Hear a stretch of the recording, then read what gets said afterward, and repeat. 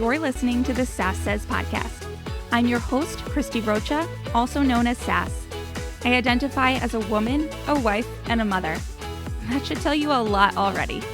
And over the last few years, I've learned the value of talk therapy.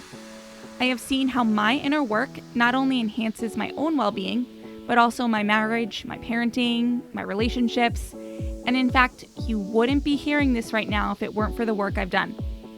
My mission is to debunk the misconceptions and stigmas around what therapy is and who it's for. Let's normalize working on our mental health and seeking help when needed. We've all heard of self-care, self-help, and self-love, but do you often wonder how to actually make it all happen? I do. You'll hear strategy-based conversations with professionals, as well as inspiring and validating stories from women who are just like you and me. Think of this podcast as the weekly therapy sessions you didn't know you needed, with a dash of sass, a lot of vulnerability, and me, relentlessly asking, but how? Hello, how are you?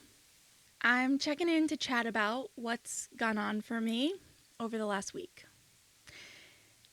In a nutshell, I hit the wall.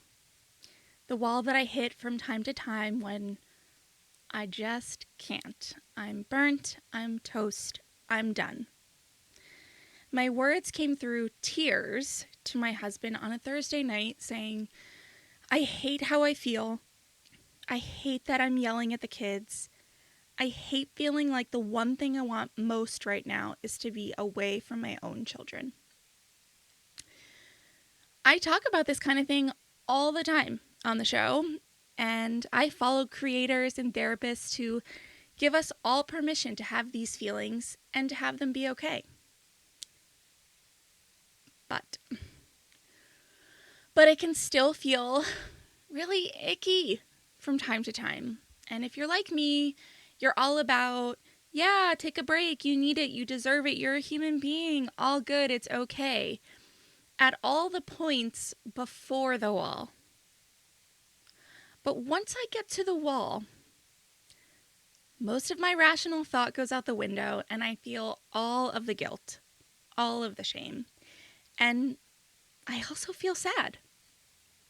I picture their sweet little faces and it breaks my heart that I am craving time away from them and that I actually feel like I might stumble back into a depression if I don't get time away from being a parent. And this got me thinking about my conversation with Libby on episode 78, where she talks about the intersection of motherhood and mental health. She said, and I quote, "Is this mental health, or is this just motherhood, or is there an intersection?" And the realization I've made over the last 5 years is that it's a complete intersection. I feel this deeply.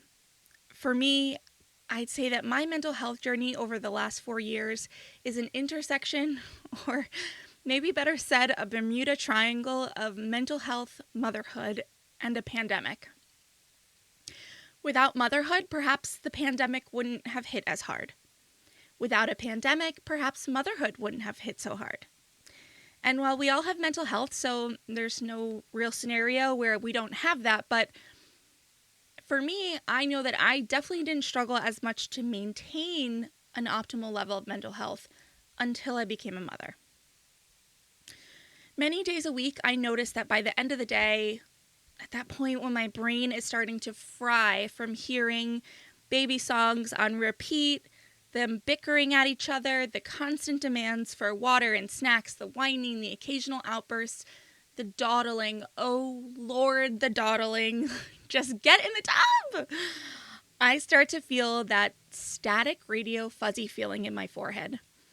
I get shorter tempered and my patience level for the typical toddler BS hits a low point. There's no more, I see how upset you are. That is really upsetting. I'm here for you. Instead, I either completely shut down and go mute and dissociate, or I'm yelling and feeling like I'm flying off the handle. But the part that I consistently notice that I want to make sure to mention is that almost immediately after they are in bed and sleeping, that static radio fuzzy feeling dissipates. I can go from feeling completely exhausted in the middle of bedtime routine, but once those doors are closed and they are sleeping, I suddenly have energy. This is the intersection of motherhood and mental health. One affects the other. So back to the tears with my husband. We had planned to go visit my in-laws, which is about a 4.5-hour drive. But the thought of being with my kids on yet another long car ride made my skin crawl. If you're not sure what it's like to take a long car ride with toddlers, picture, quite literally, French fries and food flying from the backseat to the front, across at each other. My daughter screaming things like, "Mommy, he's looking at me," on repeat. Raffi and Disney tunes blasting.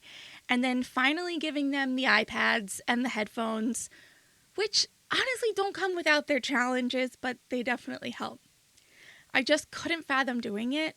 I thought to myself, oh, man, wouldn't it be amazing if my husband offered to take both kids and I could stay home by myself? Never in a gazillion years, truly a gazillion, like never in a gazillion years, did I think that would be exactly what he did.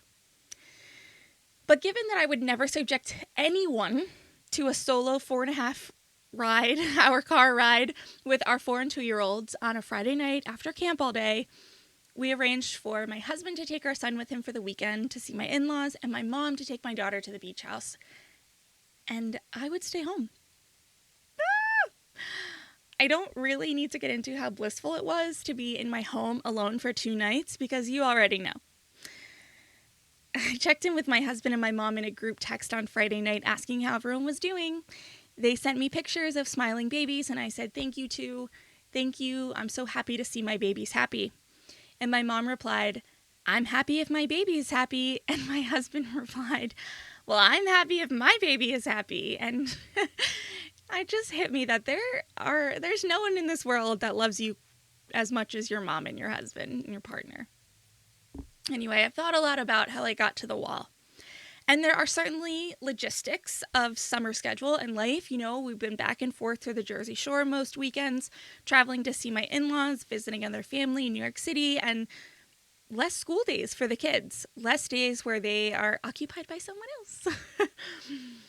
All of it added up to a feeling of constantly being on the go and constantly being together, oftentimes stuck in a car together for hours. And then there's me and my brain and my feelings about the things going on in my brain. I went through a period of time of feeling really frustrated about having to do the things. Drink the water, go for the walks, read the books, breathe deeply, get sleep, all to just maintain a level of mental health that I feel like I kind of rebelled for a bit. I started staying up later, swapping books and podcasts for endless TikTok scrolling, shortened my walks, and got in my head about falling behind on my work. A theme I'm learning about myself is that I like things to be very black and white in the sense that I'm either all in or I'm out. I'm either doing all of the things to keep my mental health up or I'm letting them all go. And I know if my therapist heard me say this, she would remind me of the small things that I maintained and how even doing those small things help. But really what I'm trying to say is that in my mind, I'm in or out. Like my mindset, the energy and the energy and just sort of the effort that I'm putting out in the world is either in or out. It's how I think and how I feel about myself that matters. And this is something I need to work on. You know, my brain hears me think to myself, I'm out. And it responds, okay, we're out. Even though I am doing little things. Anyway, blah. Another example of being all in or all out that ties into everything that I've said so far is, take a guess. You already know. Yeah, body image. It's always there. I shared with you last time that I'm taking Tara's course on manifestation and manifesting dream body. And I did the thing where I feel like I'm failing because I didn't do the exact meditations that she says to do every single day. That once I missed one day, it slipped into another day and then another. And I know there's nothing more important to me right now than feeling better, feeling more content in my body and in my soul, and yet I just didn't do it. What my therapist helped me to see was rather than see that as a failure, but to see it as progress. Now I'm trying to think, okay, great. You didn't do the meditation every day? That's good, because that means you're not doing the thing where you go 150% in on something and then burn out. Instead, you're taking it as it comes. And I will give myself credit where it's due, because I was part of this conversation, and say that at some point during the week prior to talking to my therapist, I said to myself, I'm doing the work as often as I need to do it for me. And it also occurred to me for the first time that this was me actively recognizing that this is the work. You know, in self-development, on this podcast, in media, social media, you hear people say all the time, quote unquote, do the work. And this is it. Like, I'm doing it. And I know that the work happens over time, and it happens on the time that I can do, that is meant to do for me. So what I'm really trying to say, and where all of this intersects, is that I'm showing up in motherhood and I'm showing up in my life hating my body. I'm presenting and interacting with the world with this energy. And in the last show, I said that doing the work in Tara's course really put front of mind awareness to how negatively I think about myself, but I didn't realize the true depth of it until my most recent therapy session, when I had to say it out loud to another person. My therapist had me stand in front of a mirror and tell her what I see. As you can imagine, I ripped my body to shreds and even put the areas of my body in order from worst to least worst of hatred. She then had me go through that list and tell her something I liked about each area. And if she were here, she would tell you I'm rarely speechless in therapy, but I was.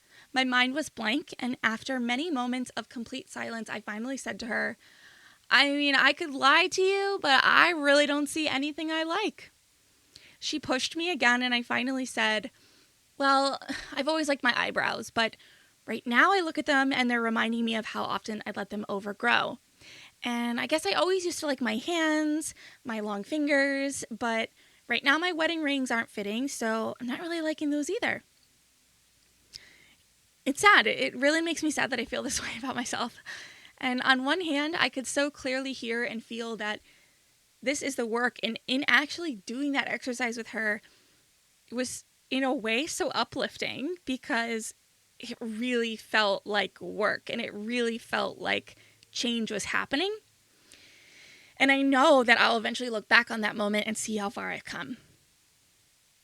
But as it usually does, on the other hand, it shows me how much work I have to do. Dr. Connison, Tara, and countless others have said one of the biggest mistakes people make is that they think in hating their bodies is where the change comes. But it's in fact when we love our bodies unconditionally that is where the change comes. I'm finding this particular sentiment to be a big hurdle. I'm realizing that I'm very fearful of embracing my body where it is because I hate it so much. And I'm fearful that in putting out thoughts of loving my body, that will mean that it's going to stay like this. But I know that even in times of thinness and strength, I always wanted more. Nothing was ever enough. I don't know that I've ever truly loved my body where it's at. And waking up every day hating my body is one hell of a way to show up in the world. It's a crappy way to show up to my kids and parent. It's a crappy way to show up to my husband and my friends. And I feel like I'm literally starting every day off on the wrong foot. So what now, right? What does all this mean? I don't know. All I know is that we work. We continue to do the work. After I've finished recording this, I'm opening up week 3 of Tara's course. I'm going to do my homework from therapy, which includes writing down things that I like about myself.